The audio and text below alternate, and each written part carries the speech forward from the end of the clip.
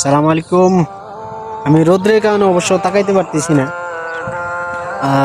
এর আগেও আমি এইখানে একবার ভিডিও করতে আসছিলাম। এখানে একজন বাঙালি কাজ করে, বাঙালির সাথে পরিচয় হয়েছিল এবং ওই বাঙালিকে ভিডিও করছিলাম। আমি এখন আসছি এইখানেই। আমার সাথে ক্যামেরা আছে, দেখতে পাচ্ছেন। যদিও ক্যামেরা নিয়ে বের হয়েছি, কিন্তু ক্যামেরার কাজ প্রকৃতপক্ষে ওরকম ভাবে হয় না। আহ, এখানে এর আগে অনেক কিছুই চাষ করছিল, সবজি সহ।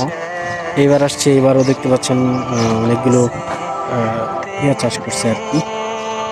এগুলো ফুল, কি যেন ফুল করে কয় নাকি, এগুলো সাধারণত বাজারে বিক্রি করে থাকে।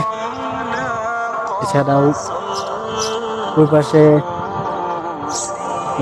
রয়েছে খেজুর, আবার তার এই পাশেই রয়েছে পেঁয়াজের গাছ, অর্থাৎ পেঁয়াজ চাষ করছে।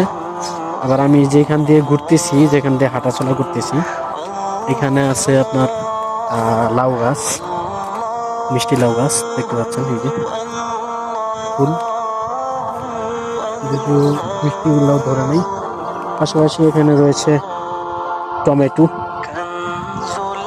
এখানে একজন বাঙালি আছে, সে অনেকটা দূরে কাজ করতেছে। জুম করলে হয়তো দেখা যায় না। যাই হোক, এই ছিল ছোটখাটো একটি ভিডিও। এখানে আমি আর একবার আসছিলাম ভিডিও ধারণ করার উদ্দেশ্যে,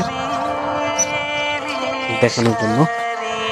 সাধারণত বাংলাদেশের মতো সৌদি আরবও বিভিন্ন ধরনের শাকসবজি, ফল ফলান্তি চাষ করা হয়ে থাকে। চলুন এক নজরে দেখে আসি কি কি শাকসবজি এখানে রয়েছে। দেখতে পাচ্ছেন এগুলো হচ্ছে পালং শাক। অনেকগুলোই, অনেকটাই ফুল গজাইছে। আবার এখানে যেগুলো দেখতে পাচ্ছেন, যে গাছগুলো চাষ করা হয়েছে, সেগুলো সাধারণত ঊর্ধ্বমুখী ফলনের জন্য। এখানে দেখতে পাচ্ছেন ঢেঁড়স বা ভেন্ডি। এছাড়াও রয়েছে টমেটো গাছ বা টমেটো ধরেছে গাছে, দেখতে পাচ্ছেন। স্পষ্টভাবে তুলে ধরার চেষ্টা করছি।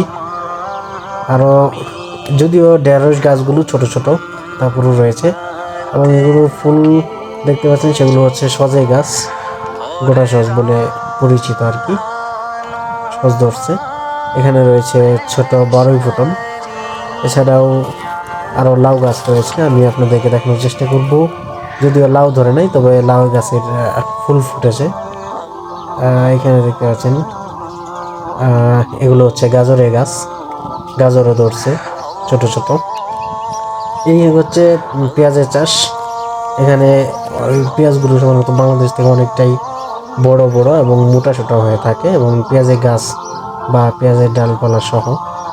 আর এইগুলো হচ্ছে সাধারণত ফুল, যেগুলো